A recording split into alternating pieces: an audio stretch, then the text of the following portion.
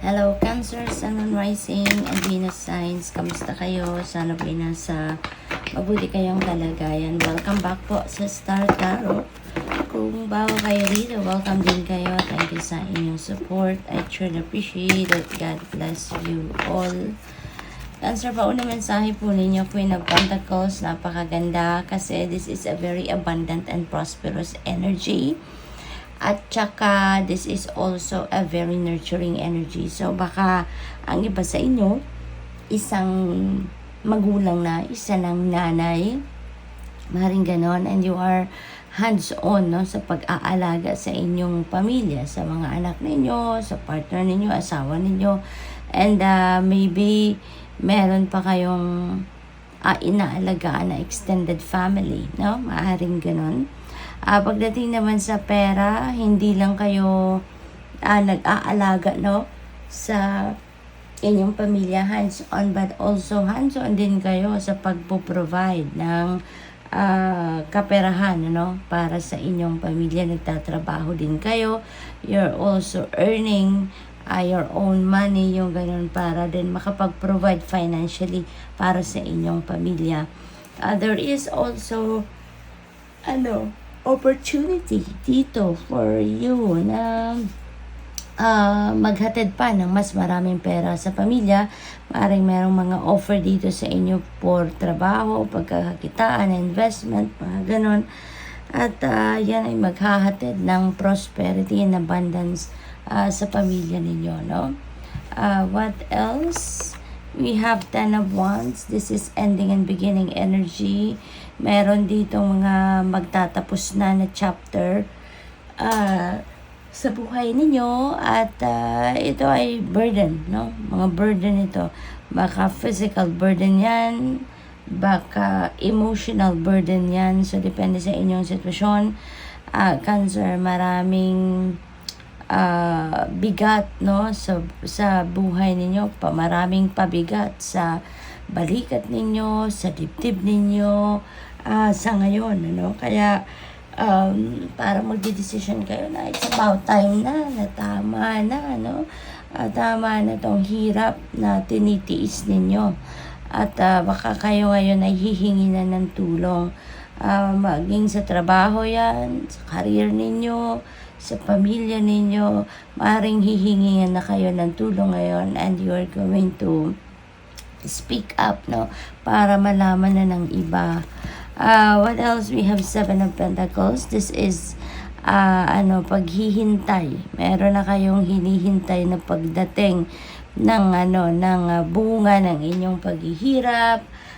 Hinihintay niyo na ngayon yung bunga ng inyong pagsisikap, no? This is the fruit of your labor na hinihintay nyo na sa ngayon.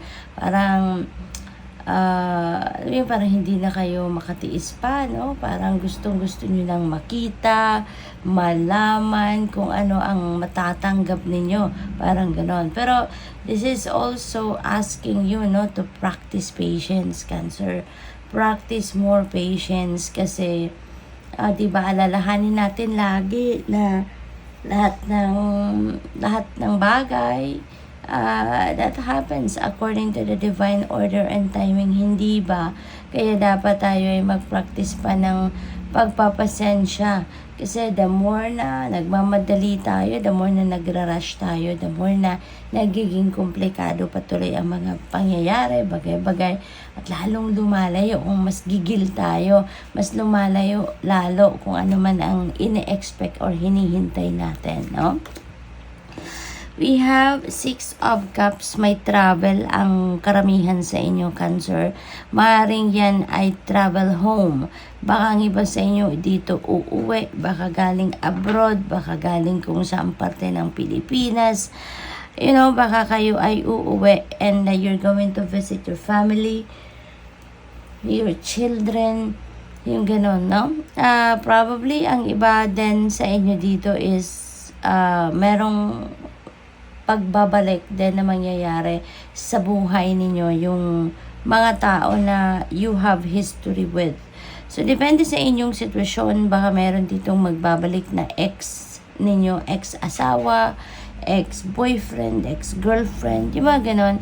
Or baka mga former ninyong kaibigan, baka mag-encounter muli kayo, magkita-kita kayong muli, and they might come back, no? They will try to come back sa buhay ninyo.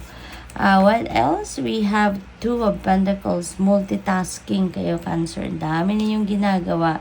You have too much on your plate. Dami ninyong ginajuggle. Siguro may trabaho, may negosyo on the side, or baka maraming trabaho. May part-time na, may full-time, may kung ano-ano pang side hustle. Siguro ang iba sa inyo rito. Kaya ang dami ninyong ginagawa, no? So, balance also is being asked of you dito.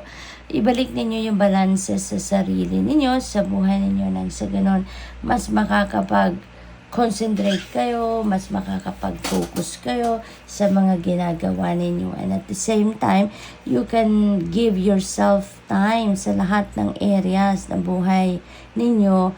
And with that, mas less stress kayo. Kahit marami kayong ginagawa when you are on top of your health, mas less stress kayo kasi may time kayo para sa lahat, no? At hindi kayo yung mag-aaligaga.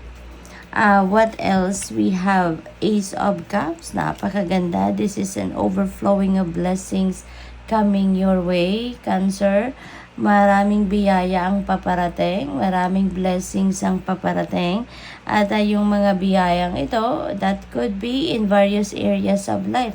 Maaring pag-ibig yan, love, baka trabaho, pagkakakitaan, spiritual growth, it could be anything. Depende sa inyong sitwasyon. Basta ang promise na Ace of Cups, whatever it is that you need right now, that will be met. Kaya kung anong kailangan ninyo sa ngayon, rest assured na makukuha ninyo yan. That will be provided to you. Okay? So, magiging masayang-masaya kayo dito kasi marami ang biyayang paparating at yun ang inyong mga kailangan. Okay? Three of Swords. Ayan, so dugo-dugo pa yung puso. Baka ang iba sa inyo dito merong heartache, heartbreak, no? Na naranasan or nararanasan sa ngayon. This could be related siguro sa career or trabaho or pwede relationships, no? Maaring ang ganap dito, nasaktan kayo, na-betray kayo ng kung sino man, and maaaring mahal ninyo sa buhay ito kasi gano'n na lang kalaki yung sakit or yung gano'n na lang kalalim yung naidulot na sakit sa inyo ng kung sino man dito, no? Time heals, 'di ba? Cancer, time heals. Kaya pasasaan ba at marirealize din ninyo 'yan, no? May isip din ninyo 'yan, or dadating din sa punto na mapapatawad mo din ang sarili mo at ang mga taong ito na nakasakit ng inyong damdamin. You just need some time, 'di ba? You just need some time para lumipas yung sama ng loob at pasasaan ba at magkakaroon din dito ng forgiveness. What else? We have Two of Wands, planning stage. Ito, Cancer. Maaring meron yung pinagpaplanuhan. This could be linked to plans, no, for the future. Travel also is also imminent for some of you. So, baka meron ditong pagpaplano sa pagta-travel. Maaring ganon dyan ang sitwasyon since you also have Six of Cups. So, talagang may biyahe dito at baka nagpaplano kayo para sa pagbabiyahe ninyong yan. So, good luck. Thank you for watching. Love and light. Namaste.